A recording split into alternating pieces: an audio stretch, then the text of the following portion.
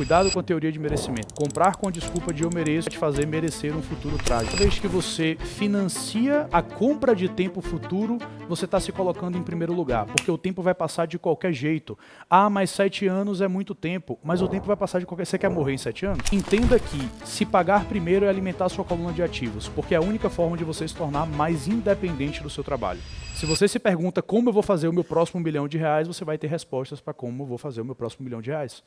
Então, não se faça perguntas de R$10 mil, se faça perguntas de R$100 mil, se faça as perguntas de R$1 milhão. A resposta para a gente não está em como economizar mais, talvez esteja temporariamente. A resposta para a gente está como usar os meus 3 motores para financiar em poucos anos o patrimônio que vai me sustentar para a vida toda. Essa é a pergunta. Quinto ponto, se pague primeiro. Entenda que toda vez que você financia a compra de tempo futuro, você está se colocando em primeiro lugar, porque o tempo vai passar de qualquer jeito. Ah, mas 7 anos é muito tempo, mas o tempo vai passar de qualquer... Você quer morrer em 7 anos? Não, você quer estar vivo. Então o tempo vai passar e daqui a 7 anos vai ser daqui a 7 anos e você vai estar vivo com fé em Deus. Então assim, entenda que se pagar primeiro é alimentar a sua coluna de ativos, porque é a única forma de você se tornar mais independente do seu trabalho. Sexto ponto. Cuidado com a teoria de merecimento. Comprar com a desculpa de eu mereço vai te fazer merecer um futuro trágico. Se você compra e realiza os seus sonhos com a desculpa de eu mereço, eu trabalho muito, eu mereço, eu passo só um final de semana em casa no mês, eu mereço, você está escolhendo merecer um futuro trágico. Esse tipo de decisão não melhora marginalmente a sua vida, mas sim piora. Então, escolha merecer um futuro melhor. Eu mereço comprar tempo de qualidade. Então, eu vou abrir mão disso aqui porque eu entendo que o meu tempo é mais valioso. Ninguém gosta de sofrer. Então, naturalmente, guardar dinheiro parece uma coisa ruim para a gente. Mas eu te digo que eu já vi isso acontecer várias vezes. Quando você entende o propósito de guardar dinheiro, a dopamina vem de guardar e não de gastar. Que, na verdade, não é guardar, é alocar. Então, eu fico mais feliz quando eu compro o próximo imóvel do que quando eu gasto com alguma coisa que é supérflua. Mas esse mind shift acontece no processo. No final das contas, o que a gente quer é satisfação. Se a gente se satisfaz comprando, a gente vai comprar. Se a gente se satisfaz comendo, a gente vai comer. Se a gente se satisfaz investindo, a gente vai investir. Então, entender o propósito do que você faz vai mudar como a sua cabeça funciona. E aí tem alguns detalhes legais aqui, que é o seguinte. Eu, particularmente, vivo num padrão estupidamente menor do que o que eu posso. Mas está tudo bem para mim. Eu sou feliz com o que eu tenho e para mim não me falta nada. Tem umas coisas que são importantes para mim, gasto muito com carro, gasto. Outras coisas nem tanto, mas o ponto é... E aqui é uma coisa que eu vou comentar com vocês nesse exato momento. Talvez tenha para frente. Mas qual é o grande lance? Eu entendo que a felicidade de você ter alguma coisa ou de você adquirir alguma coisa não deve vir de você materializar aquilo. E isso mudou minha cabeça e foi um negócio que eu ouvi que fez muito sentido para mim lá atrás. Porque, para pensar, você fica feliz quando você compra um carro. Só que, não sei se isso já aconteceu com vocês, isso já aconteceu comigo, e por acontecer comigo 1, 2, 3 vezes, eu me avaliei, eu falei, tem alguma coisa errada aqui. A sua dopamina das aquisições que você faz vai embora rápido. Você quer muito alguma coisa, você compra aquilo, depois de 3 meses, parece que aquilo você se acostumou. Vocês já sentiram isso alguma vez? Isso aconteceu comigo. Eu comprei um carro, depois de 2 meses, tá tudo bem, comprei outro carro. Aí, depois de 2 meses, aí comprei outro carro. Eu falei, meu amigo, desse jeito vai ser 24 carros, não dá. Aí eu comecei a fazer um exercício de tipo... Aí talvez foi uma autossabotagem da minha parte, eu comecei a comprar jet ski. Inclusive comprei um mês passado, talvez ainda esteja nesse loop infinito, né? Bem, bom ponto, tá vendo? Mas é viés, a gente é muito enviesado, as coisas fazem muito sentido para o outro, entendeu? Mas para si, às vezes, a gente fica cego. Claro que tipo, não é uma decisão financeira que me abala, né? Mas é um ponto, é esse o ponto, é isso aí. O que eu estava falando? Aí eu comecei a fazer uma pergunta, caramba, assim, eu tenho carros que a população brasileira, pouquíssimas pessoas têm, e eu não sinto que eu estou dando tanto valor àquilo. Então eu entendi que era uma coisa muito mais interna. E aí eu comecei vários exercícios de gratidão, assim, no sentido de valorizar aquilo que você adquiriu. de entender que aquilo não é meramente um bem material, mas aquilo que você adquiriu, que era o seu sonho do ano passado, se hoje não importar para você, tem algo errado. Porque essa conta nunca vai acabar. E aí, cada vez mais, você vai estar fazendo coisas maiores e mais relevantes. Então, eu parei e comecei a entender que, putz, isso aqui é a realização do meu sonho de um ano atrás.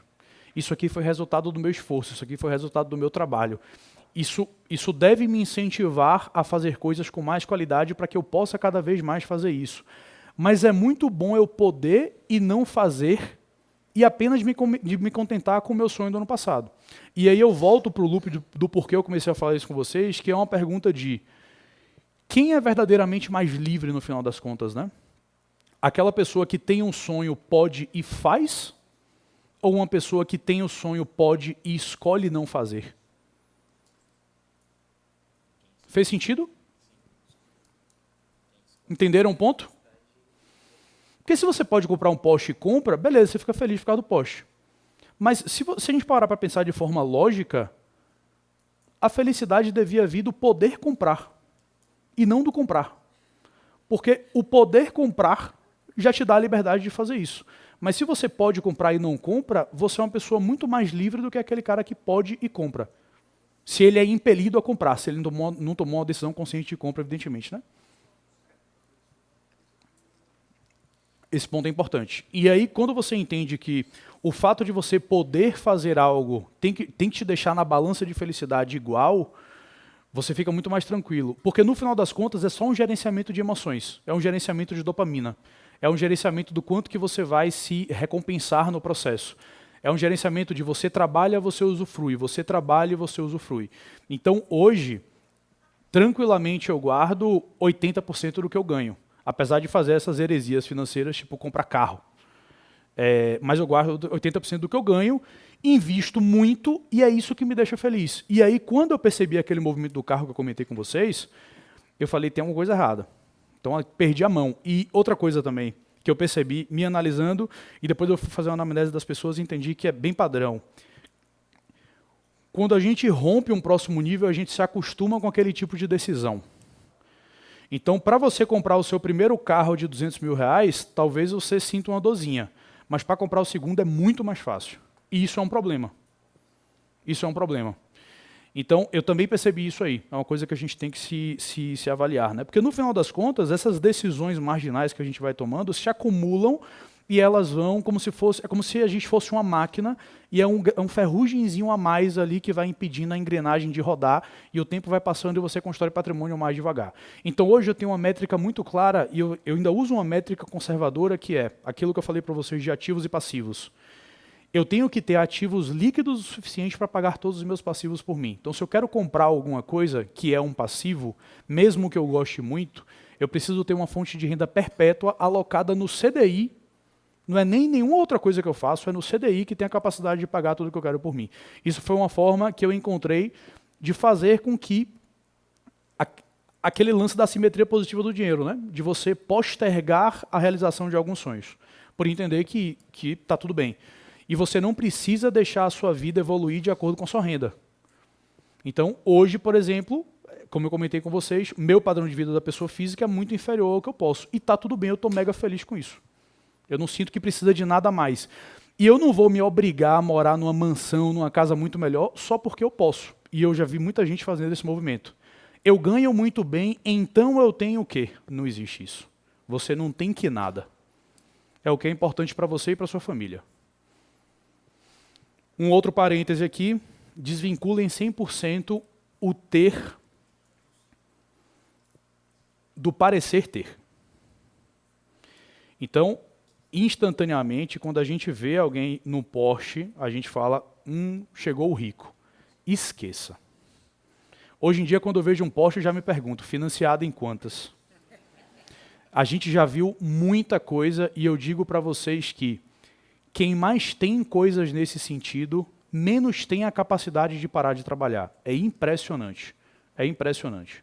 Então, e isso também é uma quebra de paradigmas, no sentido de você entender que talvez você esteja do lado de uma pessoa muito rica, mas ela só não parece muito rica. Mas se ela tivesse, pô, com um Rolex, com cheio de joia, etc., você atribuísse mais valor a ela e riqueza. Isso